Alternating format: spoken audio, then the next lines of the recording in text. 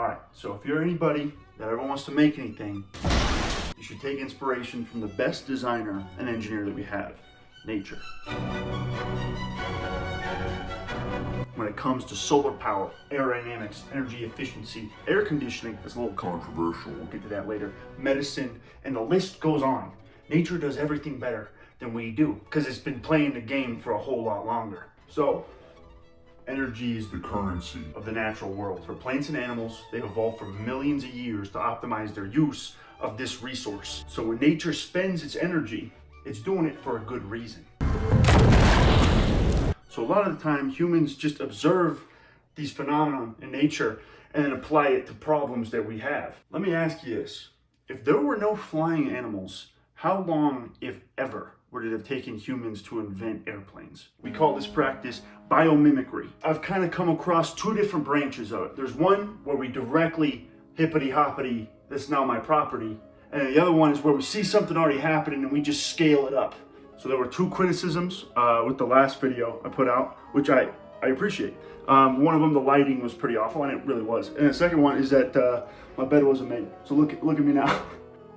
Pretty obvious example everybody's thinking about is anything that moves through the air is somehow related to birds. So you've probably seen these like ends of the wings. Birds. That's how we got it, birds. This decreases the drag on airplanes by reducing the effects of wingtip vertices, effectively increasing the range of the aircraft. Same thing when planes are flying in formation, like fighter jets are flying in a V because it optimized their fuel usage. How do we get that? Birds.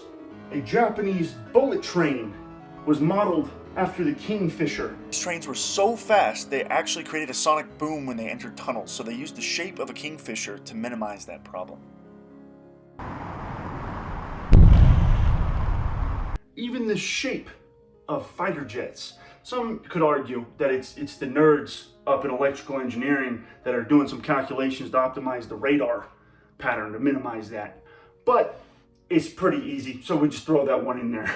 Birds. Are you sensing a theme? You got the caveman, right? He looks at the bird in the winter and he's like, bird warm. I put bird on me. Stay warm.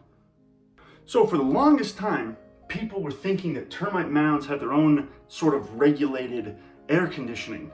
And I thought that was true too, because I've heard it for so long. But I actually looked into it, and this is quite a contested topic of discourse between radical biologists and the like. Some people say it doesn't work, some people say it do, and all those nerds over there, they like have all these fancy models and stuff. So some dude actually went out there to measure the airflow. So I rigged up a little device to measure the flows, and very quickly found out that the actual air movements were nothing like what these clever stories said they had to be. None of it's real. Whether or not we understand how termites really regulate the temperature of their nests, this still inspired architects to think differently and design buildings that can regulate their temperatures more efficiently. Shark skin swimming suits. Very controversial little subject here, because people argue they give the athletes an unfair advantage, and so they're banned. You know how we did it? We look at shark skin and we just copy that onto swimming suits, and they're just better than everything else. This is the world record progression of swimming times over the past 30 years. This is where shark skin was introduced. See the rapid decline in world record times, and then this is when they were banned. They go right back up. The inventor of Velcro was walking through a field. Those little burrs that attach themselves to your clothing, that was the inspiration for Velcro. Somebody was like, hey, that's a good idea. Let's just take that. The inventor was George de Mestral, and he was married 3 times, so he invented Velcro to actually get something to stick together. But anyway, he went on to patent it and ended up making $93 million from it. On the European Patent Awards, I came across something really interesting. There was a guy who liked to dive, and he noticed that everywhere in the sea life, algae clings to it and it grows on it, except for sea urchins, those spiky little looking things. And so he made a wrap that would go on the bottom of a boat.